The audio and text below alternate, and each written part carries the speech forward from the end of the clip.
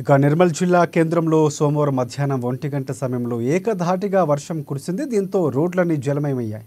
రహదారిపై వర్షపు నీరు చేరడంతో రాకపోకలకు అంతరాయం ఏర్పడి వాహనదారులు ప్రజలు ఇక్కట్లు పడ్డారు. స్థానిక వివేక్ చౌక్ వద్ద ట్రాఫిక్ జామ్ కావడంతో స్వయంగా ఎస్పీ జానకి షర్మిల అక్కడికి చేరుకుని ట్రాఫిక్ను క్లియర్ చేశారు.